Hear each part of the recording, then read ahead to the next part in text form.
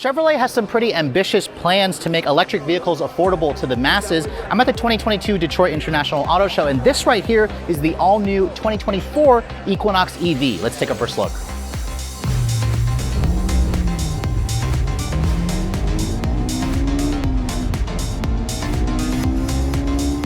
Now, Chevrolet is certainly no stranger to introducing affordable, long-range electric vehicles. The Bolt has been on the market since 2017, but it never really offered the kind of space or all-wheel drive capability that a lot of Americans were looking for. This 2024 Equinox EV is going to change all that because it is built off of their new Ultimum platform, which is the same platform that also underpins the GMC Hummer EV, the Chevrolet Silverado, the upcoming Blazer EV, and this is, again, a much bigger vehicle to appeal to the American consumers. Now, looking at the styling of the vehicle, let's go ahead and talk about that, because Chevy, again, is trying to make their cars appear a lot more modern, a lot more standoutish on the road.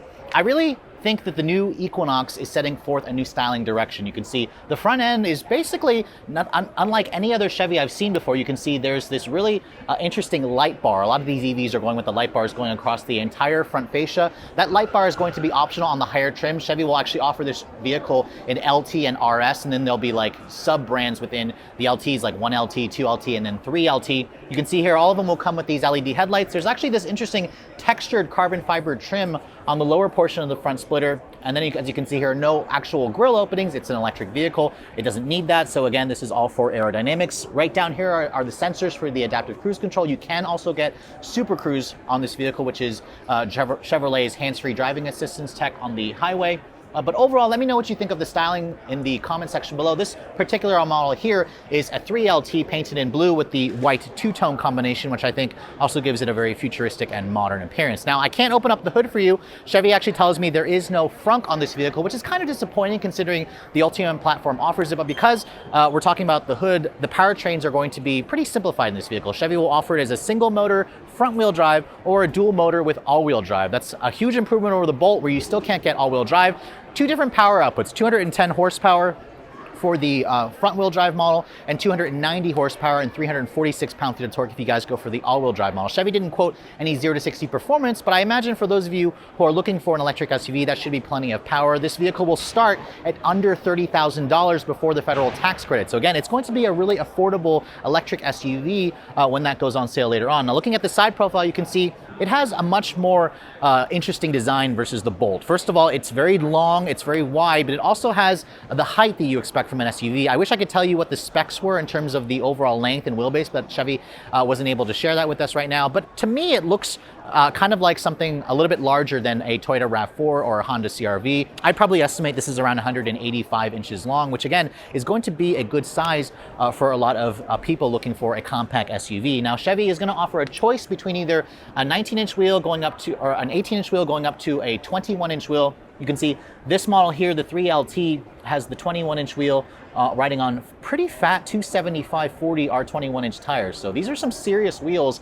Gives this SUV a really modern, really sleek, and very sporty design that I think a lot of people are going to really enjoy. Now, the charge port door is going to be over here on the driver's side. It's going to come standard with, of course, DC fast charging. This vehicle will be capable of charging it up to 150 kilowatts, which means you could probably go from 10 to 80% in roughly 30-ish minutes. That's considerably slower versus something like the GMC Hummer, which can accept up to 350 kilowatts. But again, they did not disclose the battery sizes for this vehicle. They're going to actually offer two different batteries, and you should be able to go around 250 miles on a full charge for the smaller battery pack, up to 300 miles on a full charge if you guys go for the larger battery pack with front-wheel drive. The all-wheel drive model will drop that range to around 280 miles. So again, very competitive range estimates for a vehicle that's going to have a starting price around $30,000. Now, you can see over here, panoramic glass roof is going to be included. I really like this two-tone with the silver roof rails, the white roof. The door handles, you can see, are kind of flush mounted, which again gives this a much more futuristic design.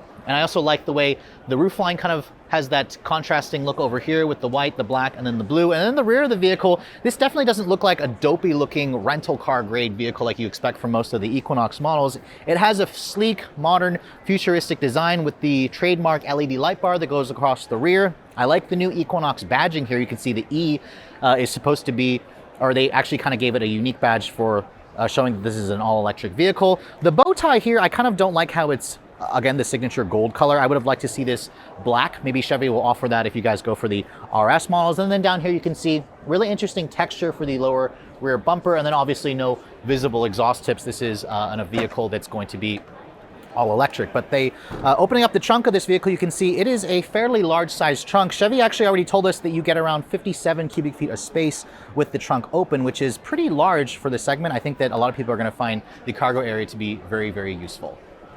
So the exterior of the new Equinox EV is very enticing to look at. However, the interior is where Chevy has really stepped up their game. Now, sadly, this is a very early prototype model, so Chevrolet has asked me not to sit or touch anything with the interior, but you can see here, looking at it at a glance, this is the 3LT model, and it has a really premium look to it, especially when you look at the technology. In the center over there, you have a 17.7 inch. That's right, it's a 17.7 inch full LCD display. It's a touchscreen display.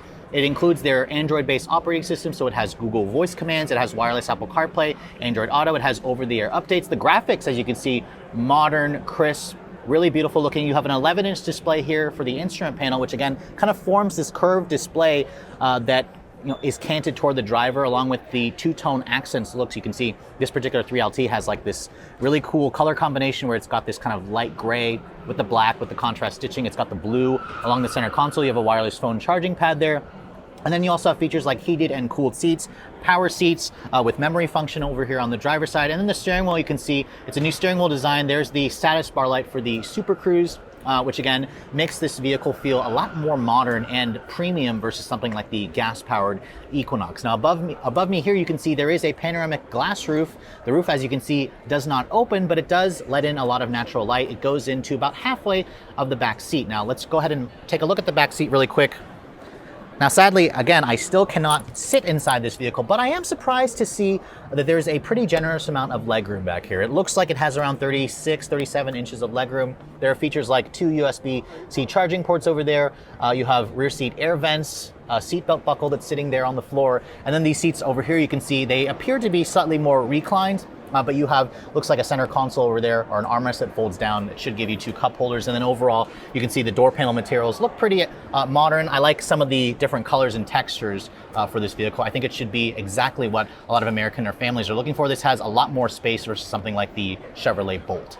So even though this vehicle shares the nameplate with the gas-powered Equinox, as you can see, it shares virtually nothing else. This is a much more premium, technologically advanced SUV that I think the industry is just going to need, because like I mentioned earlier, its starting price is going to be under $30,000 for the base 1LT version. Now, I suspect this model here will probably be closer to $50,000 whenever Chevrolet announces the actual on-sale date, which will be in the fall of 2023. Now, in terms of the federal tax credit, I will be happy to report that the Equinox EV will qualify for it because the final assembly point will be in Mexico. So when this car does go on sale in the fall of 2023, you can also qualify for that full $7,500 federal tax credit, which will again lower the price even further, especially if you go for that base model, which is going to start at under 30 grand. For Redline Reviews here at the 2022 Detroit International Auto Show, I'm Sofyan Bey.